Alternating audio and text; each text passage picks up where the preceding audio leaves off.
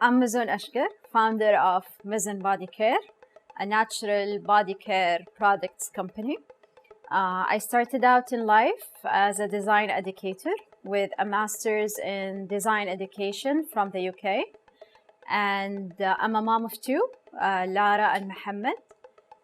And now I work full-time as the manager and the founder of the brand. Muzon takes or makes products with the end user in mind. What we do is we create natural products for the bath, for the body, for the skin, using ingredients that are local, that are natural. We try as much as possible to create a clean product. But when we're doing that, we think of functionality, we think of how the user will use the product, we think of how the customer will use the product, we think the shelf life of the product. So we take multiple aspects into consideration while we're designing that product. And we go through lots of R&D, we go through lots of testing, we create something, we change it, we kill it, we keep it. And I think that's the beauty of Muzon. We create a new sense to try. We create a new products for limited edition, but that's Muzon. We take products and we try to inject as much locality and in it. So we take the input from our customers. We put local ingredients like date seed oil, hibiscus, aloe vera, frankincense and myrrh, and all of those ingredients that we grew up with, that we see it, are in those products. That's Muzon. My journey started in education in 2005. I graduated interior architecture, top of my class. So I was invited back into teaching for the same department I graduated from. 2007, I started the master's in architecture, but I stopped it. I got married and I went into the UK and I got a master's degree in design education from Kingston University. I came back, I went into graphic design department, and I established the department. It was a new department, so I worked on the curriculum, I worked on the teaching methodology. We worked a lot into taking that department from nothing to where it is today. In 2016, I started my PhD in architecture, and it was the same time that Muzon was starting. It was growing up, it was becoming bigger. So at 2017, I thought it's not for me anymore, so I stopped it. I went back into teaching. I was teaching research design, I was teaching photography, I was teaching design studio, but by that time, my needs, my priorities changed, so I decided to quit education and focus full-time on Muzon. I started the PhD because it was a requirement to get promoted. You know, if anybody knows anything about college and the ranking that goes into there, you're nothing until you have a doctor in front of your name. And we see that a lot. We're at the bottom of the food chain if we don't have a PhD. So in the creative fields, we don't need a PhD to get better. We need to actually work, and we need to practice design, and we need to work on it. But because you work in a college and we work in a university, you need the PhD to get promoted, to get better, to get into a higher position. So that's why I started it, and it wasn't even in graphic design, it wasn't even in education. But halfway through, I figured out I didn't do it because I wanted to do it. I did it because somebody else told me to do it, so I decided to quit. So at some point during my PhD, it was, you know, when you try to be perfect at many things and you try to do many things at once, and you would see me in a course in the morning, and then in the afternoon I'd be in the workshop for MZN, and then I would go back home, stay with my kids for an hour or two, and then I have to go like promote MZN or work for MZN in an event or a market, and I would stay up to 10 p.m. working on my laptop while selling the products to the customers. And 1 month, and I was going okay with that, but the pressure was building up. So at one point I was doing an event with a friend of mine who was a previous student, and she saw the struggle I was going through, and she asked me a simple question, that why are you doing the PhD? It's not like you to do something that is not yours, or you didn't want to. So I came back home and I was thinking all through the night and crying all through the night. And I came up with the realization that I never do things because I have to. I do things because I want to, or it will take me somewhere. So that led into me stopping and making the decision to stop doing the PhD, because I saw that it's not taking me to where I want to go. It's not what I want to do. Then I shouldn't be doing it. So that's the minute I took the decision to stop. You can't make a decision like quitting your job or changing careers midlife without getting negative comments. And I remember one from a superior of mine at work where she said, well, you can be a very successful businesswoman, but people will always find you lacking because you don't have a PhD. And I think being a strong-minded, very determined, if you call it, person, I hear those comments and I go through, you can't do 12 years of something and you don't see the goods and the bads in it. And being a designer taught me how to be a critical thinker. And I actually, when I listen to those type of comments, I know what I want in life. The thing is, you need to know what you want in life. If those comments are, even in their negativity, being a positive influence on your decision, and you take them, and if not, then not. So a comment like that did not affect me at all. And I was lucky to be supported by my dean at that point, where she said, if you want to, then by all means do it. And you get that from superiors, you get that from family, where they say no one quits a job like yours. It's an easy job where you get paid to have a 3-month vacation every year. And it wasn't that. It's just, I was aware enough to know that I was not getting that satisfaction I wanted in life, and all the effort I was doing was not helping me as a person. I was angry, I was upset, I was easily agitated, and that's not something that I want to have in life.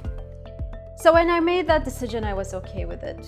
And I think it's very important to know your own mind when you make a decision like that, because you'll be bombarded by opinions. And it's just, you have to know your own mind, and you have to know why are you doing this. And having 1 or 2 people who supported me, my mom and my husband, helped a lot in being able to stand up to those comments and basically continue in where I want to be in life. Being a part of a Saudi family or a Middle Eastern family, we like our comfort zones. We like having a steady job. We like having or working for like college, working for government, and working for a well-established company. And for you to take the decision on doing something risky, stopping whatever you got or stopping your job and doing something else that is new, that is unexplored, that is not part of your family traditions. Some family members won't like that, and you might even not get the support. They might get upset. But in the end, when we do these things, when we make those decisions, you have to do them for you. You're the one you're living your life. So if I do that, then you should take the risks, and you should work with the consequences that come up with that. So missing on some family members' support happened, but they love you. They see you're happy now. They see you're better now. So it gets better and better and better with time. But it's the first shock that was harsh, and then it gets better. Muzon started by chance or as a joke, I sometimes say. When I worked in college, we had a really tough week at work, and I decided to treat my friends to a spa party, and a full-on spa party. I created a spa at my home, and to be the hostess with the mostess, I did some giveaways. And looking up on Pinterest, I saw that we can do like DIY cosmetics or skincare products from your kitchen stuff. So I looked it up, and it's mixed salt with coconut oil, put it in a jar, and it's a scrub. So I thought it was easy. And I kept looking for essential oils. At that time, 2015, there wasn't much. And if I find it, and then it's for the diffusers or for the home fragrance rather for skin use. And I kept looking for it, and I bought some online, and I shipped some labels, because at the end I'm a designer, and I want them to look nice, not just put in a jar. And I was talking with my friends who I'm inviting to the party, and I said, okay, let's put a label or a logo in it, because it can't go without a label. There has to be something on it. And we kept discussing all night what kind of name it should have and where it should come from and what's the concept behind it. It's like we were working on a student project or a college project. It wasn't, we took it seriously, but it wasn't serious. And then my sister was studying graphic design in the US, so I sent her my initial logo design. She fixed it up and she sent it back. And I actually printed it on a label and I put it on. And when the girls came in, they loved the products. They used them, and some of them actually called for refills after a week. And one of the girls who was there, her cousins were starting the new family kind of outings and gatherings and events, markets that happened during that period. You have to know that before 2015, all the events or markets were all female in a hotel lobby or a hotel ballroom.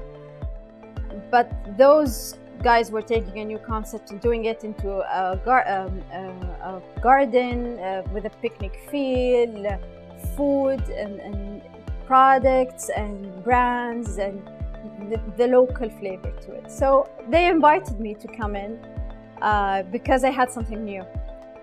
I went in and we sold out the first day. I did a batch of 12 or 24 per product, but it took me 2 weeks to make that batch, and ordering stuff from Amazon and ordering stuff from the US, and I wanted to do it right.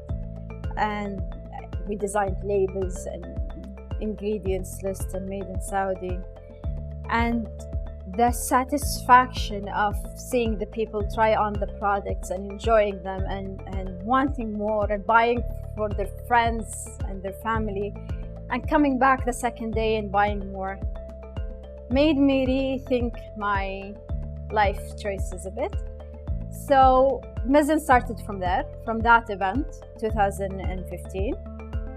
2016, I rented out a workshop space in an industrial incubator in Dammam, and I started working on getting the official and governmental permits to do this kind of products. I didn't want to be the Instagram selling products person. I wanted to have a brand. I wanted to, if I do it, I will do it right.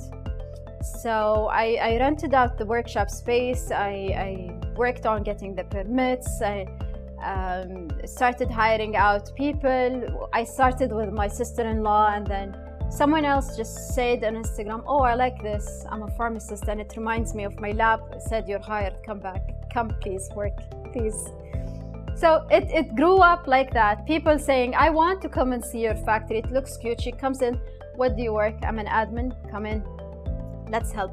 But it grew out like with the family feel, with we're working to have fun. It was never the official log in at 8, log out at 5 kind of project. And it grew from there, from a 1%, 2% to now we have 6 or 7, depending on the season. And from that industrial incubator to now our own location in Dhahran. It was an amazing and a weird journey. When I saw that it was selling, when it was selling out, when we got online orders and we got interest from several people into selling in boutiques or selling in pharmacies, and it was all happening when I was working in my kitchen. So I shut down my kitchen for 2 years actually. So we only did toasts and that. We ate lunch and dinner at my parents'. Luckily, they're very close by. And in all of this, I actually have to give credit to my husband for allowing me not to cook for 2 years. But everything was happening in the kitchen, the storage, the making, the experimenting. And my essential oils were sitting on the top of the counter, and my kids coming in and out and looking at what I'm doing. But the minute I decided to actually move out of the kitchen was when I started smelling the cat, and I found out they put cedar oil on my cat, and because they think she was sick, and will make her better, mama. So they opened my cedar oil bottle and they poured it on the poor cat. So, but a lot of what I did started from that kitchen, where I stored all the products, where we tested all the product and everything that was happening. So yeah, I have to give credit for my family for actually surviving the 2 months without a kitchen.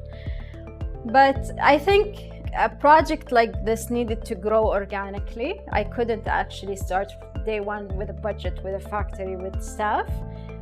All the experimentation actually led to where we are today. It wasn't an easy journey at all. Going from having a full-time teaching job, plus being a mom of 2. One of them was going through kindergarten, and where you have to be the mom, where we do like giveaways and start of the week parties, and at the same time you need to do an event or you have to be somewhere working. It was working 24/7 with barely enough time to sleep or think, where I would go to work in the morning, sit with my kids in the afternoon, and then either work on MZN products at night or actually selling in a market at night, coming back at home at 12 a.m. and then doing it all over again tomorrow. And things slip through the cracks, like you miss a project delivery date, or you can't keep up with orders, or your kids start complaining that they don't see you enough, or you're not there, or the school actually calls because you missed out an event, or you have to come, or whatever. So that made me think something has to go. You can't keep all the balls in the air all the time. No one can actually. There has to be a priority. You have to sit down with yourself and think, what do I actually want in life? It happened when I was actually at a really low point of satisfaction in my teaching job. I couldn't get anywhere, and it was getting to be more stressful, more demanding, with no end in sight. And I actually sat down with myself and I thought, not only with myself, with actually one of my family members who's a psychiatrist actually. And he sat down with me and he said, what do you want to do in life? Where do you want to be? And I thought, okay, I did the education bit for a while, and I don't like where I'm going with it, or I'm not actually satisfied with where I am today, and I want more. And to do more, I need to do things that I don't want to do, like a PhD. But if I go with the brand or the business, then it's a new ballgame that I don't understand anything in. But it's going to be a journey. So I took the leap and I jumped. I took unpaid leave, and I thought, let's see what happens if I actually focus on the job more, on the brand more. And I liked it. So that's when I make the decision. You can't quit your family. so they have to stay there. But what else is going on? So that made me stop all the academic, working, teaching life and focus more on my brand life. And I got more satisfaction, more energy from there. So I decided to stay there and I quit my education. I hit a point where we had to consider growth. Where are we going with this? Where is it going? Is it going to stay at a home business kind of project, or do we want to take it further? And when I say we, my husband was with me in that decision, and we needed to take it as a family decision. And we needed to expand, we needed to scale up, and that could not happen at home or as a home business. Especially that we are a product that deals with skin, a product that deals with chemicals. That was really hard to contain at home, and that was really hard to register at home and get all the official permits for at home. So that's when we decided, let's try the incubator. It was a low risk kind of project where we didn't have to establish a full-on factory, but we needed help. I couldn't keep up with the making, the thinking, the customer service kind of work. And I decided, okay, let's seek help and let's see how, if we expand, it will grow. And that's when we took the decision. And it helped that my aunt was working in that industrial incubator, and she told me about it. And I went in and I visited. It's a small space. It's 6 by 8 meters big, and I was so excited to work on it. I kept going on every day. I had that sense of it's real and it's official. I can't go whenever I want to. It's a job that you have to go on daily. I dropped my kids in school. I would go, finish work, and then come back home. So, and it created a sense of organization. Now it's, because it has an official space, it has an official time, which I work in, and that's it. And then I can go home and do family stuff. So because it was at home, I could do it whenever, but when it went actually to its own location, its own space, that's when things fell into their own slots. And then I can say, this is actually Muzon time and this is family time, and I could dedicate big amount of time to it while actually spending time with my family and working with my kids and playing with my kids. And it's that switch that actually made it real and official. And from that we could have got all, we did all our permits, all our work, this is where we got into the pharmacies and the boutiques and stuff. From home I couldn't. It's not legal to say. So yeah, that's where it went from home to a business, the growth, the switch that happened. In Muzon, all the staff are female. I worked very hard from day one to make that decision and create that kind of a workplace. And it was always about creating opportunities for people with different visions.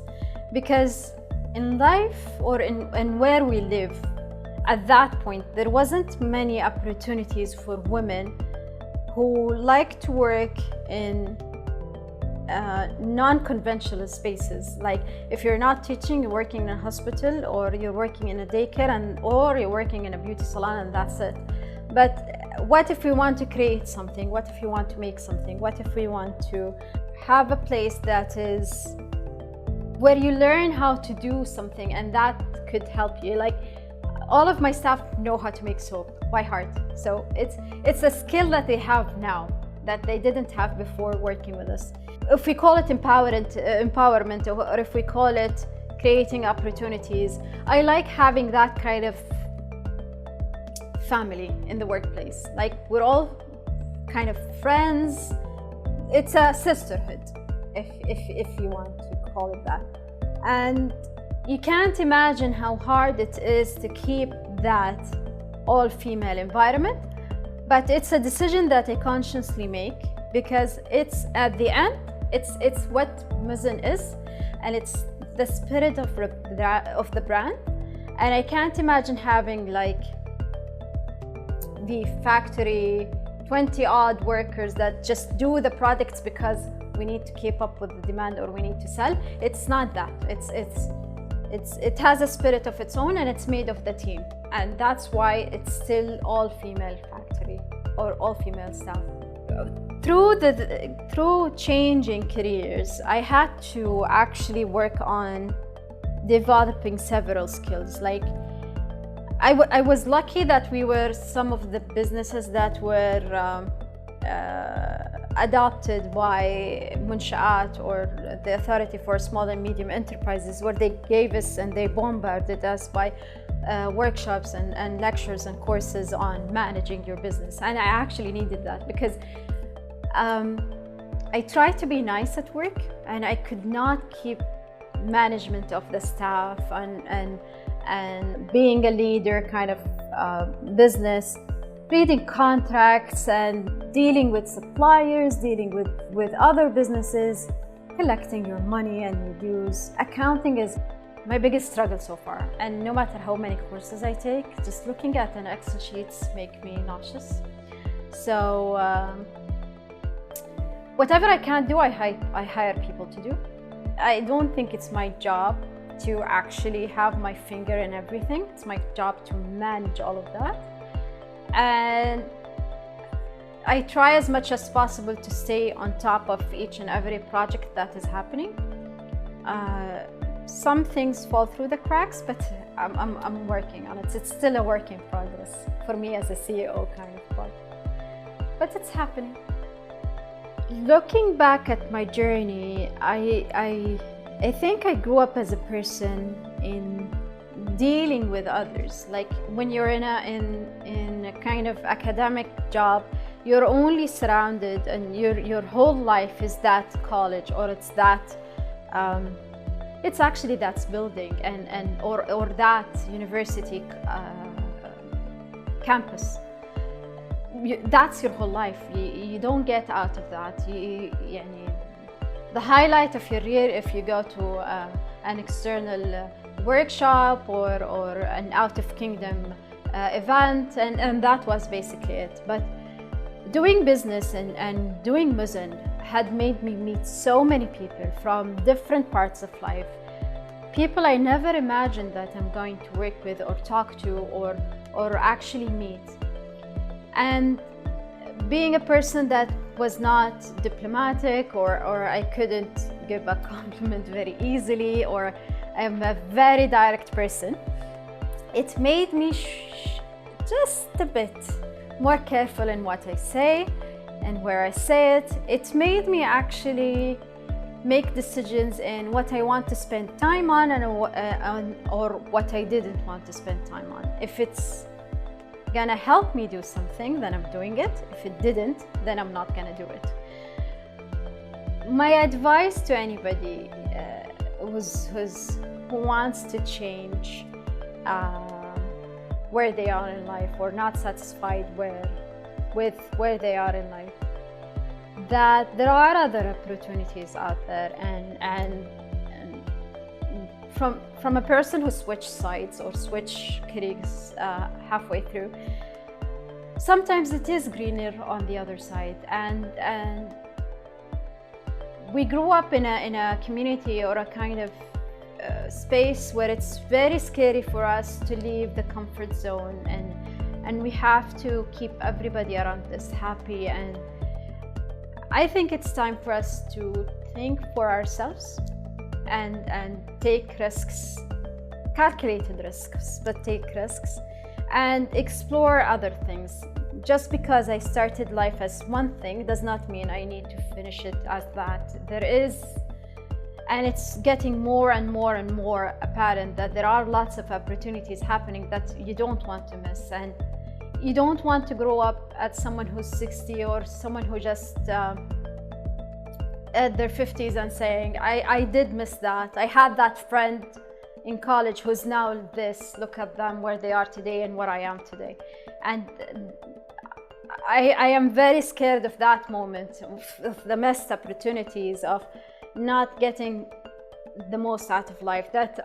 Taking risks, or at least calculated risks, is something that should be done, something that should be considered. Just leave your comfort zone for a day and you'll actually see it is greener on the other side.